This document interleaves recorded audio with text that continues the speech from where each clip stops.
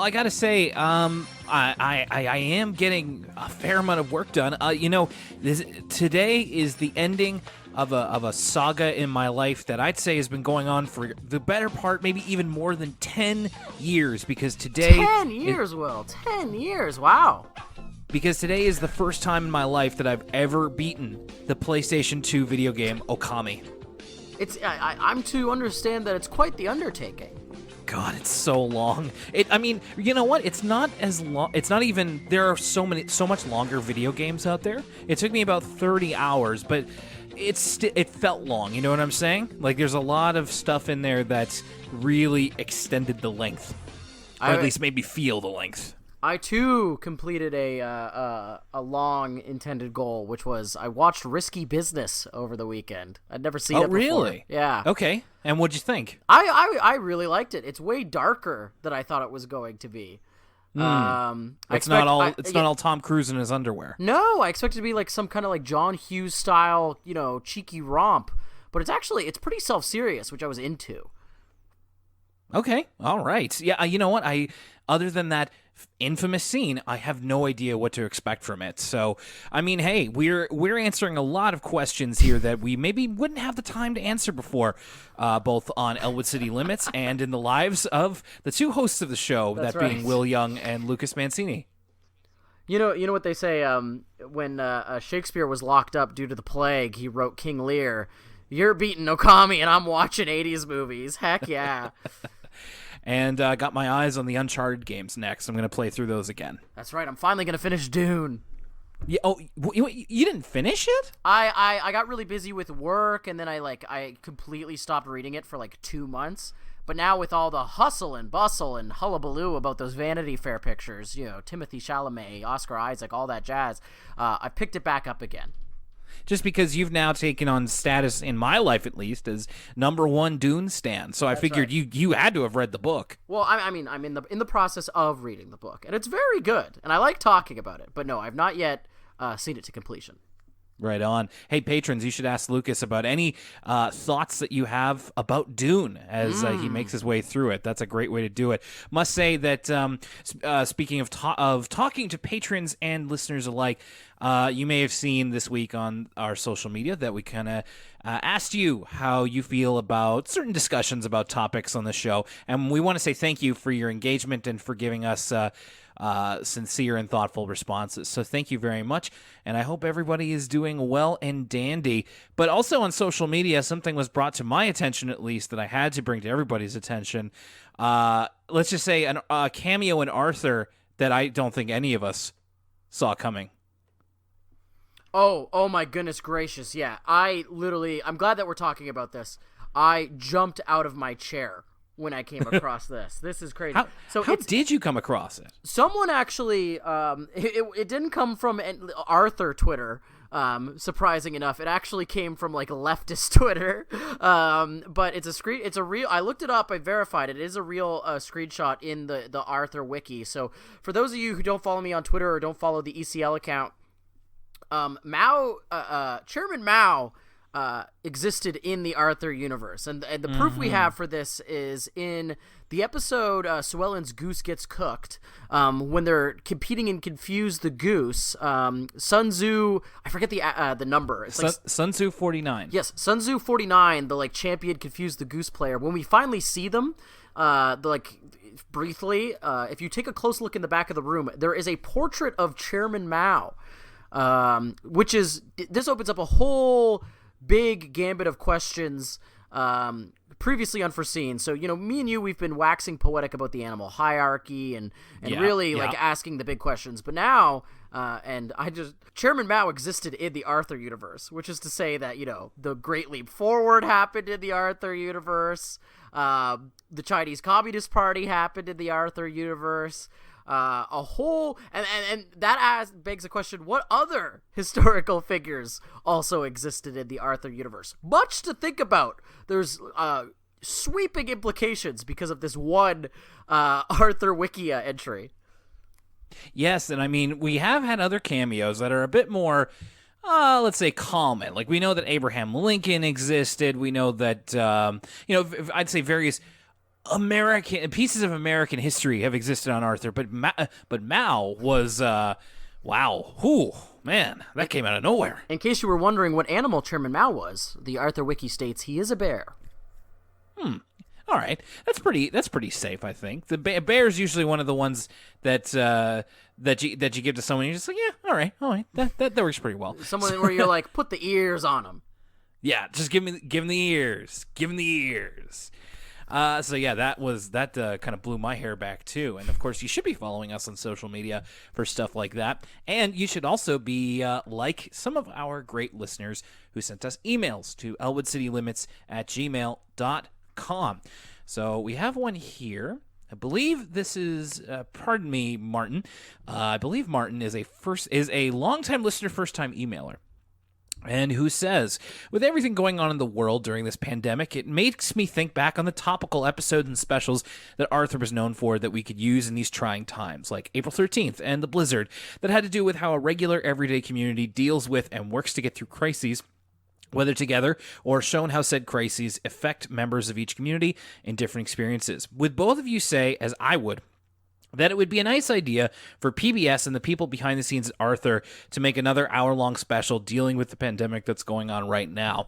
Well, it's interesting you say that, Martin. I believe it was also Christine Liscote, former guest on the show, who said something similar about that. Now, I don't think that we would be getting this pandemic special anytime soon, if it were to happen at all. But I like that Martin brought up the episodes that have kind of done this before, specifically the Blizzard. I think that might be due for a rewatch, especially with the idea behind community spirit. Do you think that this is something that, and maybe not even Arthur, but do you think that this is something that a lot of modern television is going to be able to touch once production goes back to what it was before, or close enough? Well, so that's the key thing, right? Is I think, especially with children's television and how much of it is animated, is kind of hamstrung by the fact that the animation process takes so long. Unless you're like South Park or something, right? So for Arthur to kind of do something ripped from the headlines, and with COVID, the situation is kind of ongoing and changing every day. You know, we went from saying don't wear masks to now saying wearing a mask. So to, especially for an educational TV show that's trying to kind of inform, it's kind of touch and go to be able to plan so far in advance, or at least as far in advance as required to produce an animated episode. But I do think that there is an opportunity where after it's over, whenever that may be, to kind of sort of help decompress and work through those feelings that you might have experienced during it. So kind of similar to the Fire episode, was talking about, you know, working through trauma well after the fact, right? It's kind of a 9/11 analogy, but the episode came out in 2002.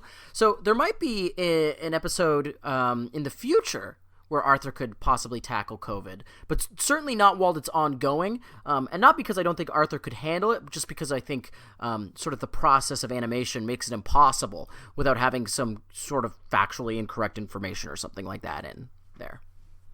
And I think this is also going to take a lot of time for us to process as just human beings. So in order to really say something meaningful about it, it's going to take some time. I certainly hope so, but maybe not as soon as we would like. We also have an email here from LionDogZXA, who wants to first say thank you guys for the podcast, especially right now. You're very welcome.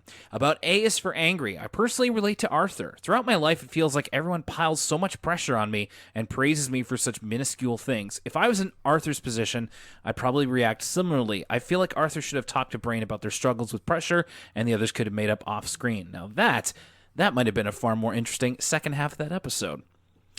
In the previous episode, you guys talked about potential Arthur spin-offs. Well, I've got a spin-off idea I'm sure you guys will love. Walters and Baxter ECPD, a buddy cop series starring Fern and Buster solving mysteries around the town, such as who stole Arthur's comics or how an embarrassing video of Binky was released online. Just like in the Binky Rules episode, Fern's character is more Holmes-inspired, while Buster's more noir-inspired. Brain could also be the tech guy who represents modern investigation shows. I love this idea. Yeah, I think this is great. Private investigators, this is wonderful. This is money.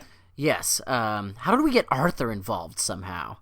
Oh, You could maybe you could even do a joke of like everything happens to Arthur in like every episode. Maybe Arthur could be like the B.D. Wong role. He's like the criminal profiler. Ooh, yeah, or he could be in like the archives. You know, the guy loves to read. Yeah, someone like that. Somebody who's behind the scenes but is seen in most episodes. So yes, I think we both are big fan of this idea. One more thing. Last night I got hit with a truckload of nostalgia when I came across a compilation of Chuck E. Cheese PBS Kids adverts. Do you guys have any memories of the ads before PBS shows?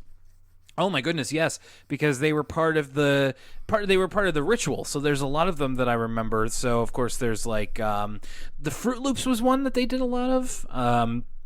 Juicy Juice, and it's like if I can close my eyes and really try, it's like, and by a grant for the U.S. Department of Education through the Public Broadcasting Service. Ooh, very and for good. viewers like you. Yeah, it's just I have to just let it flow back like a river. So yes, I do, and I know exactly what you mean. There were Chuck E. Cheese ones as well. I remember the Chuck E. Cheese ones because I remember whenever my parents would go to like Maine or something on vacation, I would demand that we go to a Chuck E. Cheese, and we never did, because that was like the biggest. As a child, as someone in single digits, I feel like that was the biggest piece of American culture I felt left out on. Was Chuck E. Cheese. It seemed so dang fun from the PBS commercials. But I'm happy to say some of the food ones, like Juicy Juice and stuff like that, maybe I'm just, as a child, impervious to advertising, but I don't really recall any of those besides the viewers like you. Of course, that has a special place in my heart. Somehow I doubt it. I don't think any of us were immune to advertising as kids. No, certainly not. All right, thank you very much for your emails at elwoodcitylimits@gmail.com. And speaking of thanks, we've got some more to spread around because we have our patrons to thank, including Lucas, it's time to play Spot the New Patron. Are you ready? This is the game I'm the worst at, so let's give it a shot.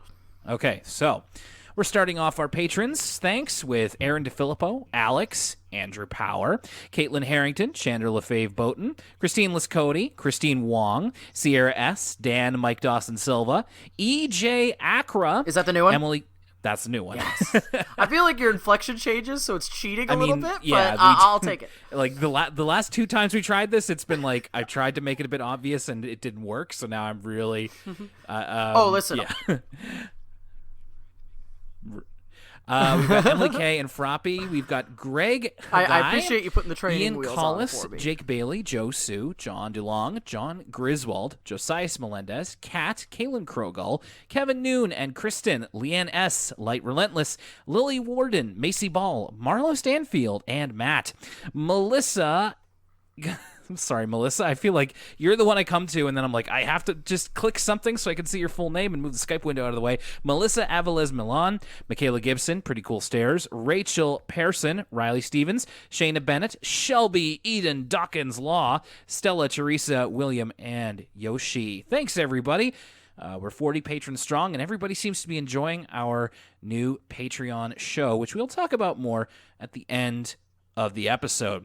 But now I think it's high time we talk about some Arthur, and we're starting it off with the A-Team. So we found out that A was for angry, and now it's the A-Team, not the Ed Sheeran song. That's right. Not the Ed Sheeran song, not the 80s show, not the remake with Bradley Cooper. Oh yeah, that's right. They were on Monday Night Raw. Wait, really? Yeah. Liam Neeson too? Who was it? Oh. No, it was Rampage, it was Sharlto Copley, and I believe it was Bradley Cooper. Oh, wow. I remember that movie being at the time. Yeah, that's what I heard as well, but I never it's really on looked into TV it, all the time.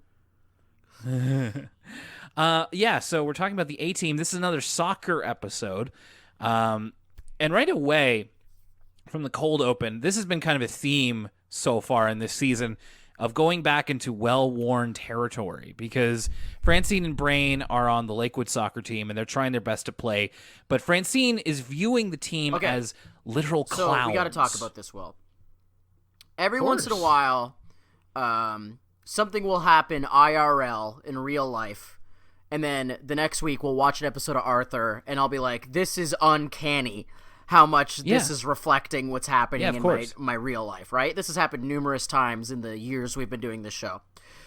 So people who follow me on Twitter would have noticed that I had my quarantine epiphany either last week, I think, where I was talking about everyone on Earth fits into 3 categories. Everyone our age, at least. It does not cross generational lines, but everyone our age is either a cowboy, a clown, yes, or both. Hence, a rodeo clown. Oh, I remember this. Yes, and I believe I identified myself as a cowboy. As a cowboy. Now, everyone's energy is to varying degrees, right? Like, some people are more overtly one than others. Like, my friend Michael literally dresses like a cowboy in public. Like, he's like a Hangman Page. He's got the bolo tie, everything. Of course, he's got cowboy energy. What a cowboy to be. What a cowboy to be, indeed.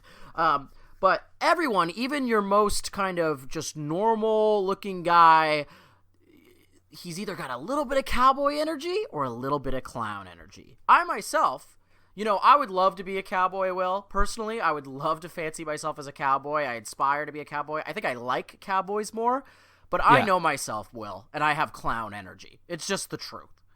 You take one look at me, you're like, that guy's a clown, okay? So you could put really everybody on Earth, again, who's our age. Boomers kind of break this cycle as well as I think maybe younger people, I'm not sure.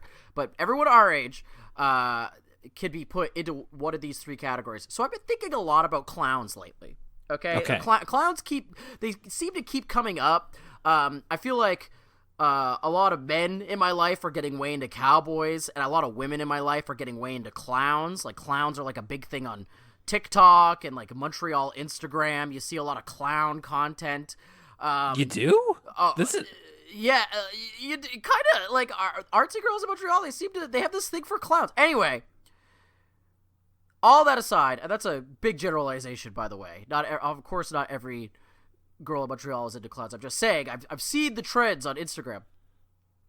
And so, much to my surprise, we start up this Arthur episode, and within seconds of the theme song ending, Francine is picturing her entire soccer team turning into clowns, like a metamorphosis. Yes. Like, what was that movie where the guy turned into a clown? You know what I'm talking about? Like, literally, like, his nose turned into a clown nose. There was, like, that... It was, like, some weird independent horror movie, wasn't it? Yeah, that movie's weird. Anyway, so, like, Animorph style, everyone on her team turns into clowns. And I was just like, this is another one of those times where Arthur's getting too real. Arthur imitates life. Yes. I mean, thankfully, it's not as like dramatic as an Animorph's transformation. It's just like one moment they're clowns, one moment they're not. Right. But yes, it is quite dramatic. Everyone but Brain and Francine is seen as a clown because they're not taking things as seriously as Brain or Francine, and they aren't as good at soccer as them, which Arthur admits is kind of true in the sense that they don't take it as seriously as them. And part of the thing after the cold open is that we find out that, Mr. Crosswire has gotten better as a coach, but is still very much a soft hand. So he's trying to get them to do the eyes on the ball drill, which Brain and Francine are well beyond. Like, we see them, they're both skillful athletes. Yeah, and good continuity with Mr. Crosswire still being the coach. I enjoyed that. Yeah. I also liked Arthur's keeper gloves. Whenever this brought back memories of when I played soccer at their age. I never got to wear goalie gloves.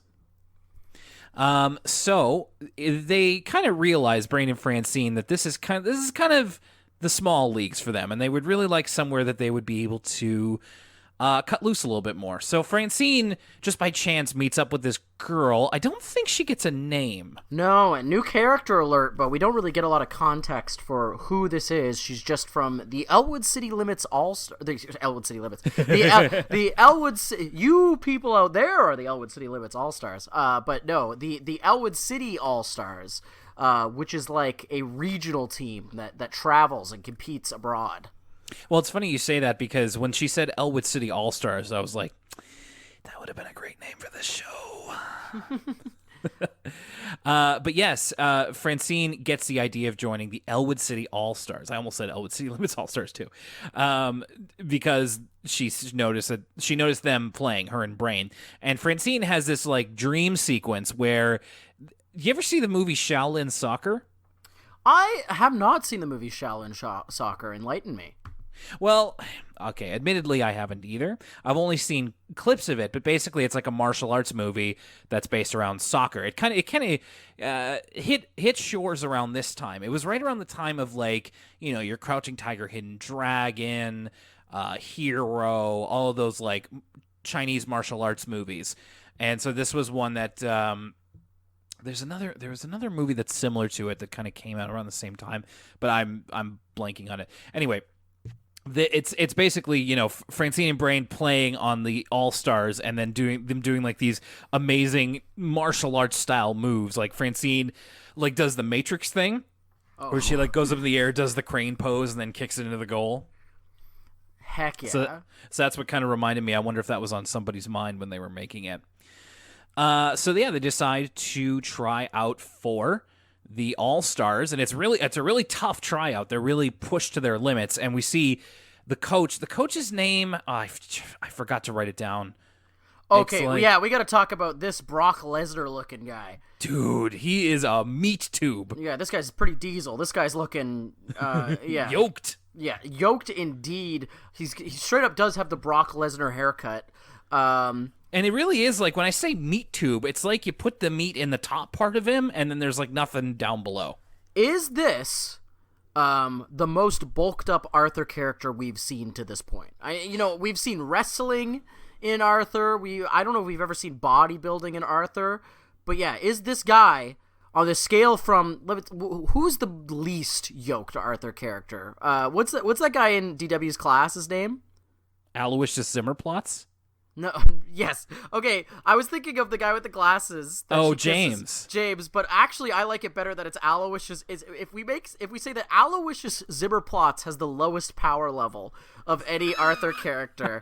He can't even fit his own name on the page. Does the coach or even better, that kid that you don't like that's in the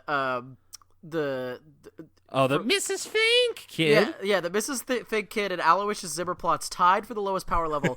Does the coach of the Elwood City Limits All-Stars have the highest power level that we've seen thus far? He might. I'm also thinking, like, there's been every time they've cut to professional wrestling, those guys got a real steroid body on. Bionic Buddy's pretty, he's in good shape as well. Yeah, he's very, like, built like the classic Superman. So very much like, although it's covered by a lot of, clothing, let's say, he is very, very yoked. I think this is a good one for the listeners. Let us know. Are we forgetting someone obvious? Let's talk about who have the best physiques in Arthur. Dark Bunny too. Yeah, Dark Bunny's got that slender, he's got a functional physique, like a MMA fighter, but in like a lower weight class. You know what I mean? Like a 150 pounder, like a MMA lightweight. Not an ounce of body fat on Dark Bunny's body. He's made for performance. Exactly.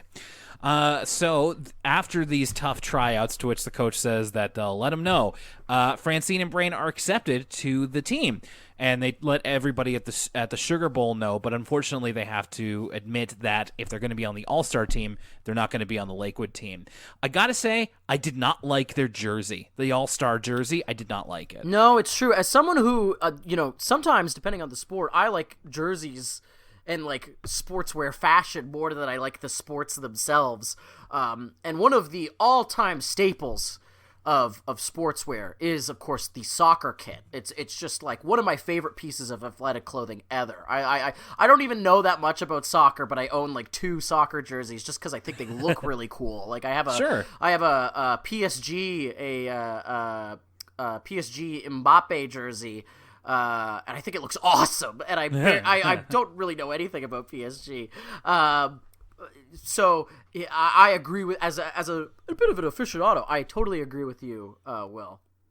Former guest of the show and current patron John DeLong could probably tell you a couple things about the jerseys you own. I'll have to. Big fan of the footy, that one. I'll hopefully he'll write in next week. But yeah, Zimbabwe or whatever that African country was that had put out that just fantastic jersey last FIFA World Cup. This is not. This is pretty plain stuff, especially for everyone to be freaking out over them, like Francine was. Not Francine, Muffy was. Yeah. Not that great. So, yeah, everybody's a little disappointed that they won't be on the team. But Francine and Brain, get to work on the All-Star team. It's pushing them harder than they've ever been pushed, but they've made a commitment to themselves. They made a pinky promise that they won't quit. So that's what we kind of keep going back to here. There was a point where the coach is talking about how there was a member of the team, a kid named Jordan, who's like, well, Jordan's not going to be able to play with us for the rest of the year. He's got other commitments. And the kids are like, other like basically making the jerk off motion. Yeah. I loved the kid's indignity at other commitments. It's kind of a weird moment because it doesn't really play into anything else in the episode. It's just kind of trying to show that, like, this is like the military or something. It's like you can't handle the heat, get out of the fire, right? So Jordan fell, he lost his nerve, and he left for other commitments. But his teammates just dog him. It's true. I'm almost tempted. I like this moment so much. I'm almost tempted to give Jordan a character we never see, throwaway character of the week, and that's in an episode where there's lots of throwaway characters. But I have a feeling we might see this coach and the girl that was on this team again. So I think I'm giving it to Jordan. I like the idea of giving someone.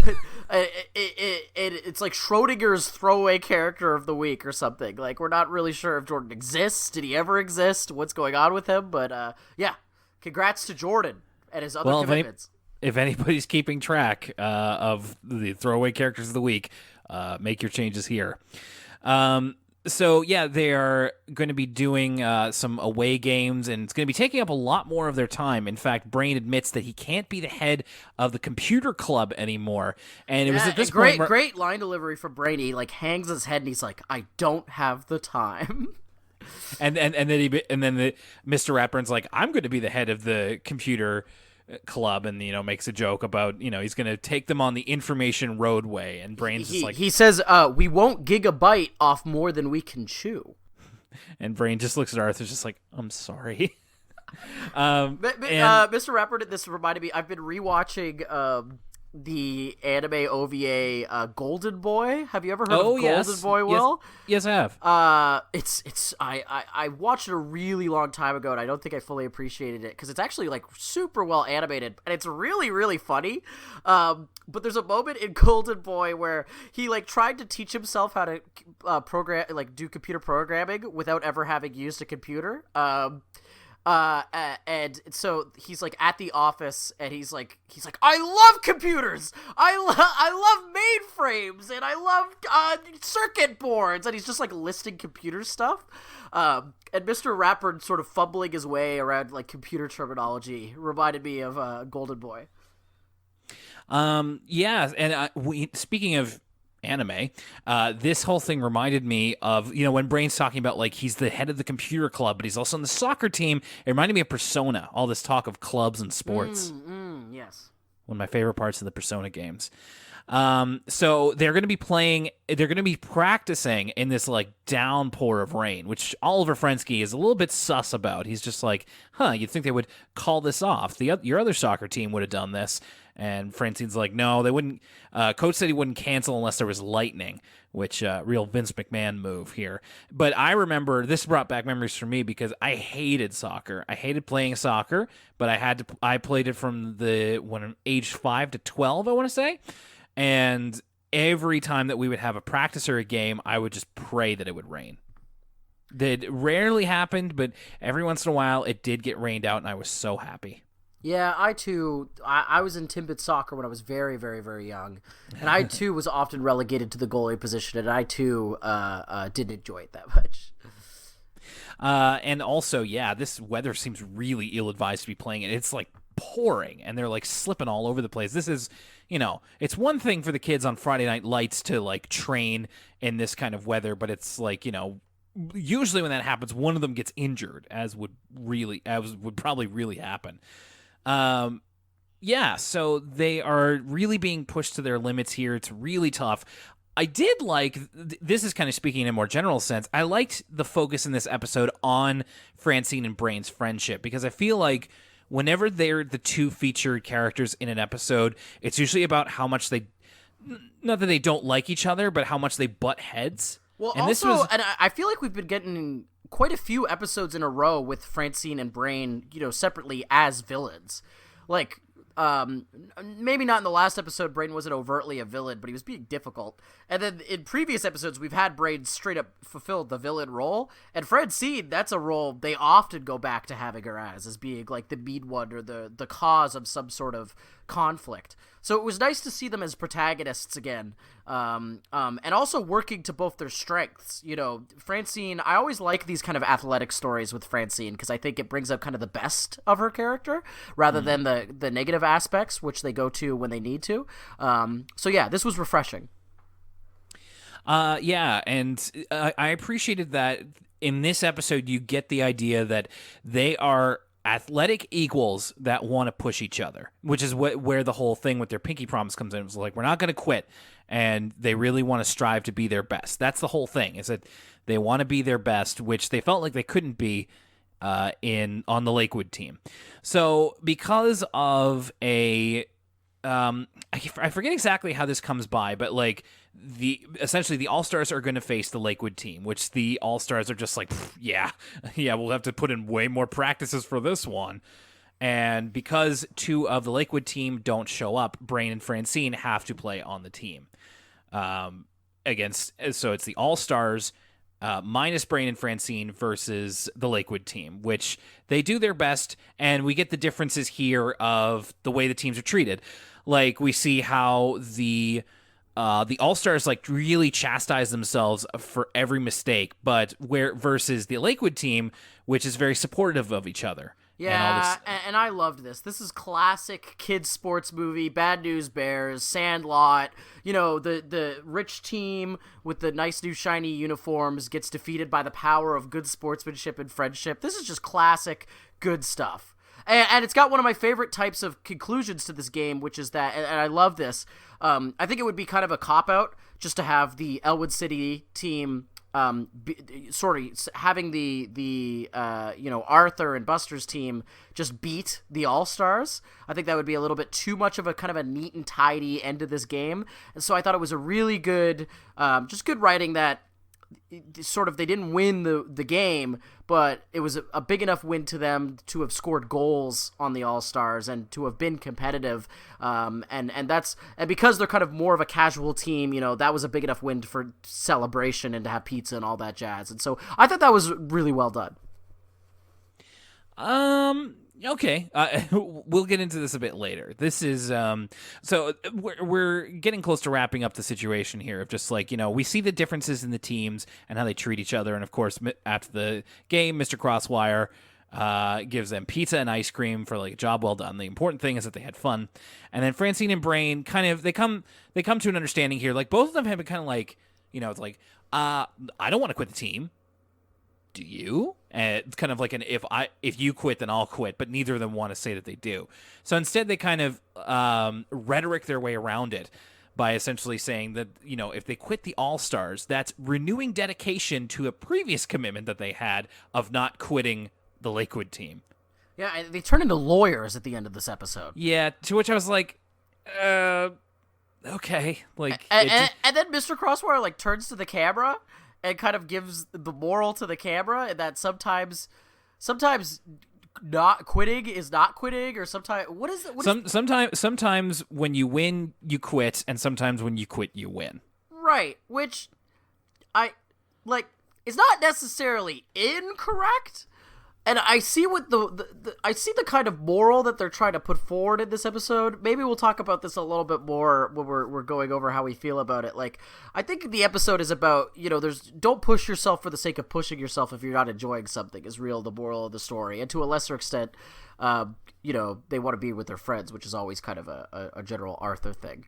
But to sum that up with sometimes when you quit, you win, and sometimes you win when you quit, or what have you, it's a really weird kind of way to try and wrap all this up.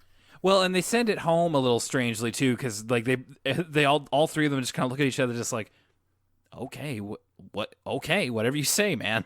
And like none of them really believe it, not even Mr. Crosswire. So this was this was one of the only episodes where I've actually written down my feelings about it, but I'm going to save that for the end of the episode when we talk about it. But yeah, so I wanted to make sure that I got everything represented, but I have feelings about this one, which we're going to get into after we talk about the second half of this Arthur episode, which will be right after this. This podcast is supported by listeners like you, and here's how.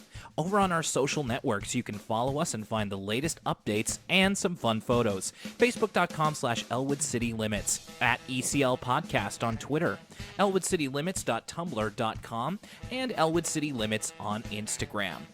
You can support us monetarily by going over to patreon.com/Elwood City Limits. If you become a patron for as little as $1 a month, you get access to exclusive audio content like our new PBS Kids show, movie reviews, and sneak previews of upcoming content. Support us as well by going to teespring.com/stores/Elwood-City-Limits-store or search Elwood City Limits on Teespring. Buy yourself a t-shirt, a tank top, or a hoodie with the Elwood City Limits logo or an exclusive design by our friend Josh. Elwood City Limits is available online at libsyn.com/Elwood City Limits, where you can find it on Spotify, Apple Podcasts, and other podcast apps. Is it not on your favorite app? Let us know, and you can always help us by spreading the word, tell your friends, and send us a message either on social media or an email, elwoodcitylimits@gmail.com. Thank you so much for your continued support. And now, let's get back to the show. Okay, so it's Emily Swallows a Horse. And wouldn't you know it, we're starting off with the old lady who swallowed a fly nursery rhyme at DW's preschool, which I didn't realize this song's really morbid. So a couple of things about I wasn't actually that familiar with the little old lady swallowed a fly song, but seeing it done, well, now that you describe it as a nursery rhyme, it's a little bit more familiar. But seeing it done with instrumentation as a song reminded me of a far superior, less morbid, more wholesome, and of course culturally important to us song, Will, and that song is The Rattlin Bog. You love the Rattlin Bog. I love the Rattlin Bog. I mean, the bog's down in the Valley-o, Will, and let me tell you something. We get downright microscopic with sort of the fauna and the flora of the Rattlin Bog, right? There's a tree in the bog, on a hill in the bog, okay? And there's there's a bump on the log, and there's a bird on the tree, and an egg and a nest, and the nest, there's two birds, by the way. Not only is there a bird, there's a bird on an egg in the nest, and then there's a bird in the egg, okay? And then it just keeps going. And not only does it just keep going, and this is one thing that the Old Lady Swallowed a Fly song is missing, the buys keep making it go faster, too. They speed it up, buys. The buys, they're speeding it up to the point where they're barely enunciating. When they're talking about egg, bird, nest, tree, branch. Listen, I don't know if the Rattlin Bog is as much of a cultural touchstone for our American listeners, but I always love to do kind of a cultural exchange. Please do yourself a favor and look up the Rattlin Bog. I think the equivalent that some people might have is the hole at the bottom of the sea. Yes. Which has kind of a similar conceit. But the old lady who swallowed the fly, I most know this from the movie The Fly, because that's something that Jeff Goldblum kind of says to himself, just, I know an old lady who swallowed a fly, perhaps she'll die. And that's pretty literally good, Jeff Goldblum. Well, and it's like they go through that part and they have the kids gleefully singing, like, see, it's like, because at the end it's like she swallowed this to do this, and it's like, I know an old lady who swallowed a fly, perhaps she'll die, and I'm like, what? What? Yeah, it just seemed weird for 4-year-olds to be singing, you know? Yeah, when they say she swallowed a horse and what happened next, the kids all gleefully exclaim, "She died, of course." She died, of course. That was the other one. And Man, they all laugh. This was actually kind of a fun moment to open up the episode with how kind of surreal and like black humor it was, because like all the kids go, "She died, of course," and all start like rolling around and laughing, and we just see Emily's shocked and confused face. Is really troubled by this. Yes. And so Emily is trying to Neil deGrasse Tyson her way out of this by just being like, well, why would she swallow all these? She's trying to suck all the fun out of it, is what I'm saying. by like trying to like, well, why would she swallow a fly? That's gross. And just like, man, thinking about this too much. And I forget do you remember what makes the Tibbles start fighting? It's something really innocuous. Oh no, I don't remember. But one of the Tibbles claims that they would eat a fly if it was covered with chocolate, and then the other one calls them on the bluff, and then they start a physical altercation.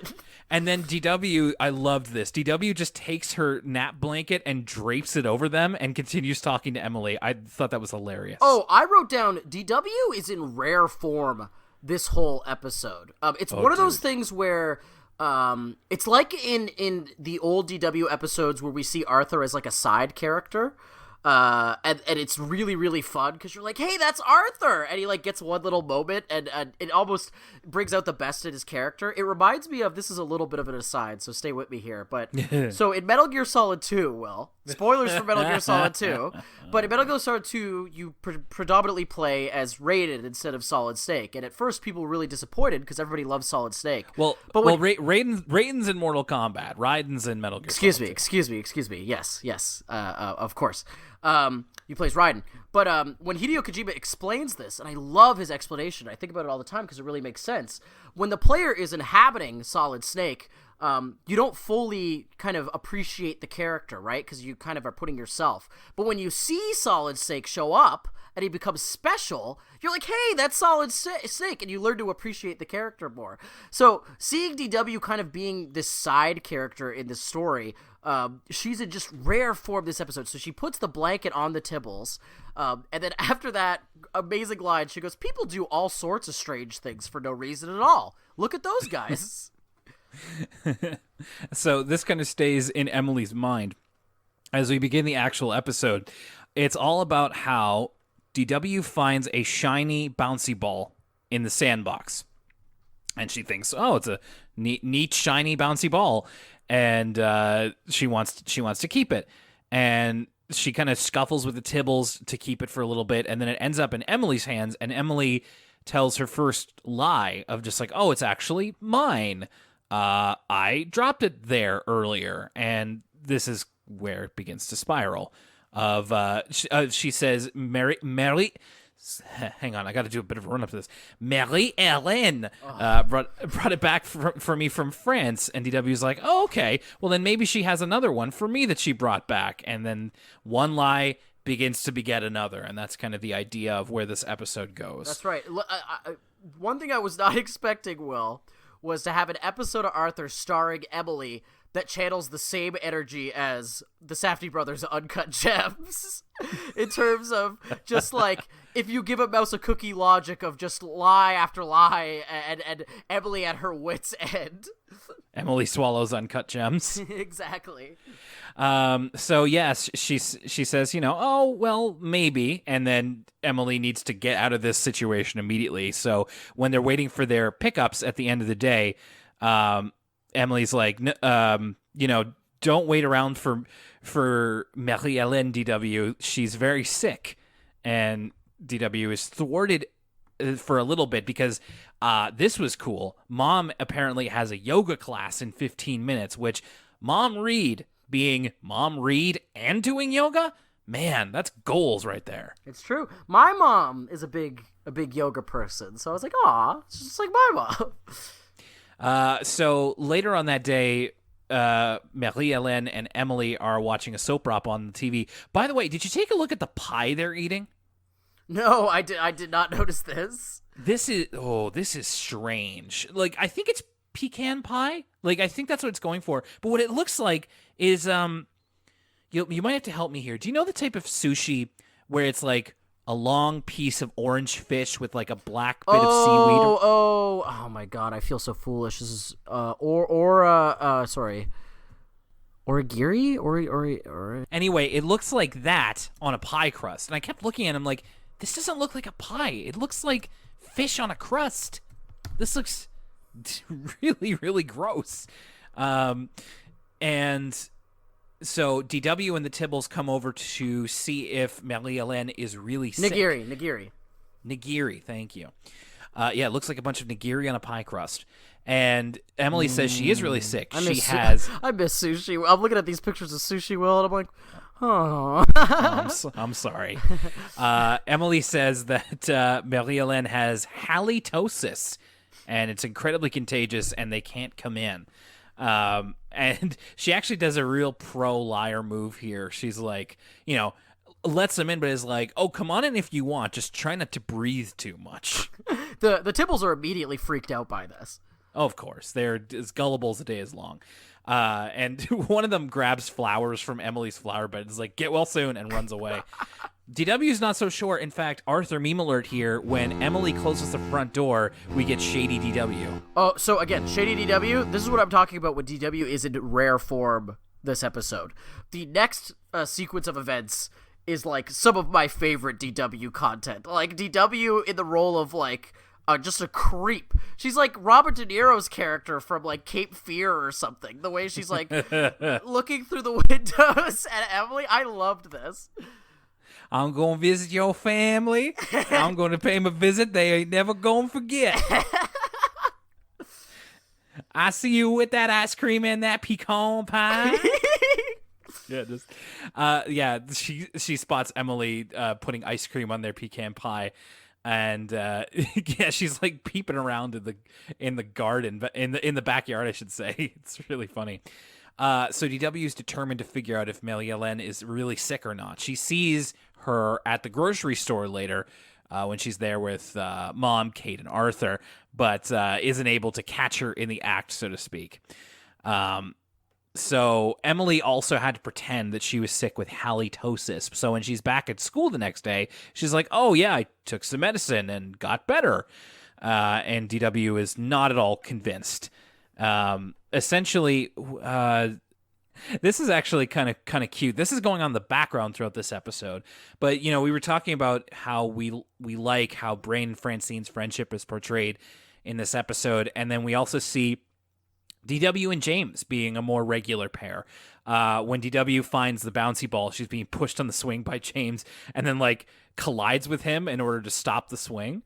And then when DW like storms away from Emily in a huff, she sits down with James, and James looks really pleased when DW sits with him. Yeah, that's just like a nice, wholesome friendship. I appreciate that as well, and I hope we see more from James. I think there's an opportunity to kind of expand on James as a character. Me too. So Mom Reed calls Emily's mom that day and is also like, oh, I'm so sorry to hear that Marie-Hélène is sick. And Emily's like, has to continue to build up this lie and has to hang up on Mom Reed so that her mom won't give her away. Again, this is this episode's version of I want my money, Howard. Where's my money, Howard? I'll get you the money. Having fun now? Yeah, this is essentially Mom Reed calling Emily on her bluff and saying, I heard you resurfaced your swimming pool. This is a really good cat. Can you imagine how that makes me feel? I really like that you picked up on this. So Emily is real, like, bent up about this. So she goes to bed and she has a dream where she is riding away on a horse from a giant-sized DW who seems to be, like, dressed like Paul Bunyan or something. This was a dive into classic seasons 1 to 3 Arthur dream sequence surrealism. I feel like we've gotten away from this. Like, I feel like now when we talk about an Arthur being weird, it's more so tonally or more so for weird storytelling choices. I really, really missed, and I didn't realize how much I missed it until I saw this, old school fever dream Arthur. And this delivered. This was classic. Remember Arthur being in like the torture dungeon and all that stuff, or being like digested by the clam or the long arm of the law. Yeah, those are some good ones. Those are some good Arthur memories. Yeah, you're right. This is kind of calling back to that because it's Emily, in kind of this fairy tale setting on a horse who can talk, being pursued by a giant DW. but what I love about this is I love a good horse voice. So the horse, like we say, is talking, and Emily's like, "Oh no, we have to go faster." And he's like, "I'm going as fast as I can." And I'm like, "Oh man, I love it. I love horse voices. They're so dumb." Because they always have to like incorporate the horse whinny like into their speech, which is just really silly and funny to me. So she does manage to get away. Your horse voice kind of sounds like him, Bill Clinton. Hillary, I'm trying as hard as I can. I got this war in Kosovo going on, Hillary. Not at all what I was thinking, but all right, I'll run with it. Anyway, horse Bill Clinton over here takes her to the house of the woman who swallowed a fly, and it actually turns out, at least in Emily's dream, that the woman who swallowed a fly never actually swallowed any of those animals. It was just a lie that kind of got out of control. By the way, when they get into the house, the horse sitting on the stool, like cross-legged, very funny. I thought that was a great visual gag. And then eventually, DW bursts through the roof and finds Emily. And we're not really sure exactly what she's going to do with her.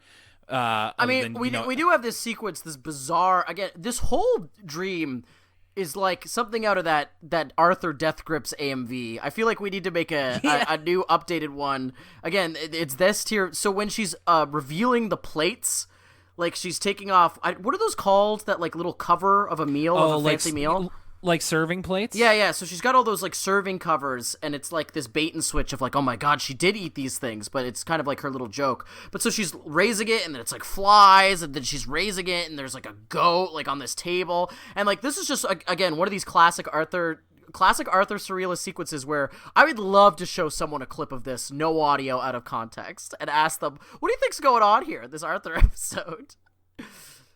Yeah, exactly. And then at the end of this all, the old lady's just like, well, actually, maybe I will swallow a horse, in terms of like eating the horse. And the horse is like, oh no. That was a bit Elvis. That one was. So this is kind of what convinces Emily to come clean about her lie. I should also mention a part of the lie that I neglected to say is that she covers up earlier that DW saw Marie-Hélène at the grocery store by saying that was her twin, Hélène Marie, who has come to do her job while her twin sister is sick. So she has to like admit that wasn't true, and she just wanted it. She just made it up because she really wanted that shiny ball. And I love this. Timmy offers. He's like, I was full on. You know that emoji with the watery eyes? Yes. This was full on watery eyes. This was the most wholesome Tibble Twins moment. Maybe not since the episode where one of the Tibble Twins was sick. We've gotten some wholesome Tibble Twins moments before, but this was amazing. Friggin' Tommy pulls out the bandanas that they had made for Marie-Hélène and Hélène Marie to be like, oh, so people could tell them apart, and it's the same as Timmy and Tommy's bandanas. Yeah, it was really sweet, and it was funny too. Like, I thought that was a funny gag, but yeah, no, that was actually really nice of them. And then it turns out that DW is just like, well, if you wanted it that bad, like here you go, Emily gives her back the ball, I should say, and DW tries to bounce it. It's like, it's not even that bouncy anymore. This like really wasn't worth it. And then they go back to being friends, obviously, but it is the lesson here just being like, if you lie about. Like, a lie becomes another lie, and then in the end, it's not really worth it to just pile on lies like this. And at the very, very end, James finds the ball and pockets it. So it really wasn't worth it in that sense. All right, let's rewind it here. I want to hear your thoughts on the A-Team, Lucas. So I was all ready to be like gung-ho for the A-Team. Like, I actually really enjoyed the episode, the majority of the episode, like 99%. The last minute of the A-Team is like bizarre. I get the feeling that they just didn't know how to end the episode. Because it was really working for me up until that point. I liked, having Francine and the brain. I thought that this was kind of, again, a throwback to kind of seasons 1 to 3 episodes of having kind of a nuanced moral.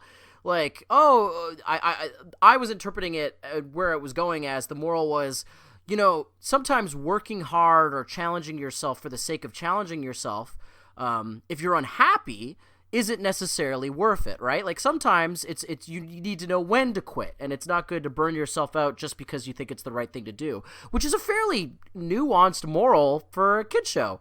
But then we kind of get this weird conclusion with them saying, legalese, we're not technically quitting if we quit this new team to go back to the old team. And then we get that odd line from Mr. Crosswire about winning is sometimes you win when you quit. So that was kind of a weird ending to it. But up until that point, and I feel like you feel a little bit differently about it, I was kind of all for the episode.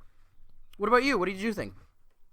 So I appreciated parts of it. I think if you were kind of listening to the way I was talking about it, it was that I appreciated how it focused in on Francine and Brain being friends, which I feel like is not something that we get to see from them. It's a dynamic that's not explored because, we've had previous episodes of them playing soccer, and the whole thing is like, oh, they don't like each other because they're so competitive, or they're just not friends anymore and stuff like this. So I appreciated that this was a little bit of a change. But this is, like I said, this is maybe the first time I've written down, I think the only other time I can think of was the episode about Arthur being fat, quote unquote, where I wrote down my thoughts on this. And I don't feel as intensely as I did about that one, but I did have some thoughts to just get them down.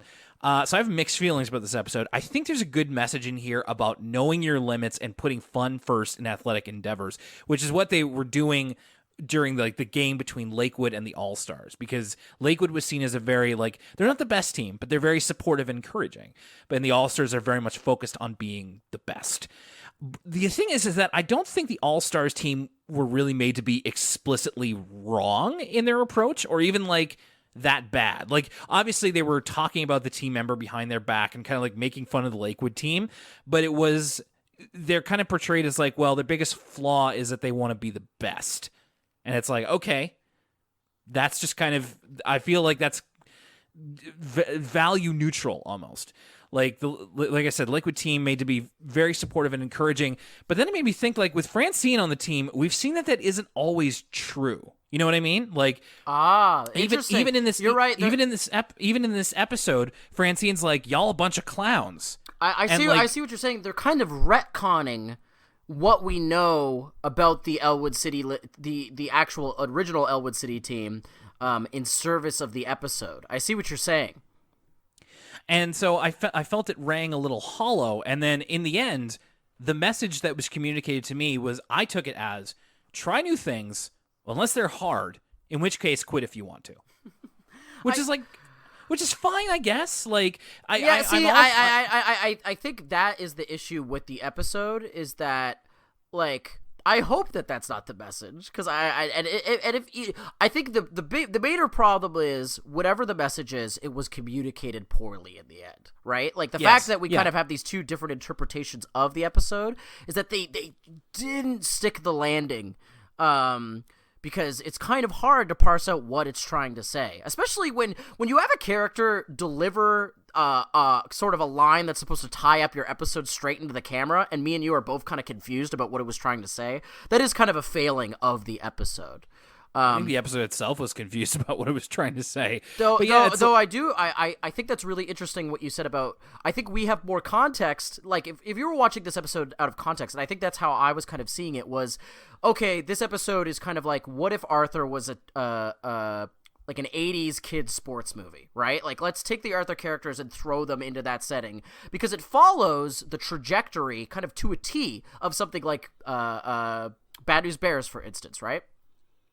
The problem is, what we know, and you pointed this out, I'm only coming to this now, the problem is that it doesn't work like that because of what we know about how the team dynamic already is, right? Like you said, we kind of already have Francine putting pressure on the rest of the team and this weird competitive nature. I mean, in the episode where Mr. Crosswire is introduced as their new coach, isn't the implication is that he's kind of a hard, he's driving them really hard and stuff, and that's why they're kind of uncomfortable with him, because they have that really relaxed, the stoner teenager coach beforehand.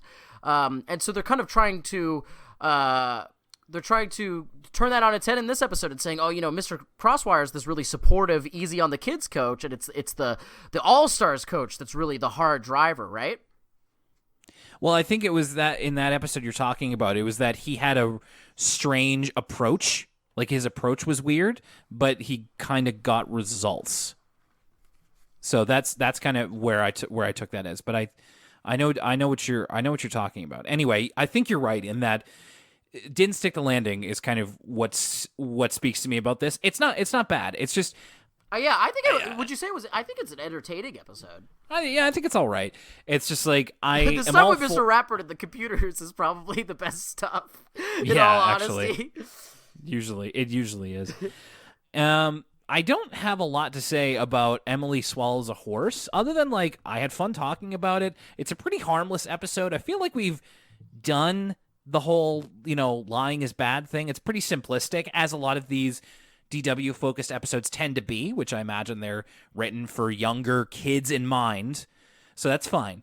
But you're right. I like how you brought up, the dream imagery that we don't get much anymore. This one is a little bit weirder than we're used to, and so it was a nice little jolt. I wouldn't say it's great or anything, but it was pretty fun. I just said it there. Emily Swallows a Horse is definitely one of those episodes, and I think it's been a while since we've had one of these where when I'm watching it, I don't really feel some type of way about it, at very middle of the road. But in talking about it, I've fallen in love with Emily Swallows a Horse. Okay. I mean, I think I have yet to like any sort of Emily episode whatsoever. I don't really like Emily as a character, and I feel like that's not because of me. I think that's just because the writers haven't given us a reason to kind of like Emily. It's the way she says her caretaker's name, man. It's so brutal every time. The inflection she puts on Maria, it's brutal. But this is by far the most I've enjoyed an Emily episode. I was, I'll go as far as to say that I did really like this one. Not for any sort of deeper reason, not to look too much into it. I just think it's really funny. Like, there's great moments from the Tibbles, great moments from DW, even some funny laughs from Emily herself, and of course there's that whole dream sequence at the end, and I now I can't help but look through it as this third secret Safdie Brothers film after Good Time and Uncut Gems. So yeah, I mean, it's nothing, it's not going to get its way into the annals of my favorite Arthur episodes anytime soon. But in talking about it, I'm like, actually, I'm pretty fond of Emily Swallows a Horse. I'm not going to, I'll certainly not forget some of the imagery in Emily Swallows a Horse anytime soon. If it were a Safdie Brothers movie, who would play Emily? Ooh, we got to get Julia Fox back. Okay, yeah, no, I'm for that. Yeah. Agreed. We're getting close to the end of season 9 here, and I'm hoping that there's a good push at the end here, because I feel like we had a few listeners like kind of build this one up for us, and I don't know if it's gotten me there yet. So, but I'm hopeful. We've still got a couple of episodes left to go, and we will cover those very soon here on ECL. But if you're curious why our episodes have staggered, it's because we have begun a new show over on our Patreon, patreon.com/Elwood City Limits. It's called For the Kids, a PBS Kids podcast, and we've had a lot of fun talking about the other shows that have been broadcast on PBS Kids, and we're going to have, I think, a whale of a time discussing our episode next week, which, Lucas, what are we talking about? We're talking about Redwall. Yeah, hell yeah, we are. Did you hear about, not to get too dark, but did you hear about how in New York the rats are going to war with each other? What? Yeah, it's because of COVID. No one's on the streets, so there's less garbage and like food for them to eat.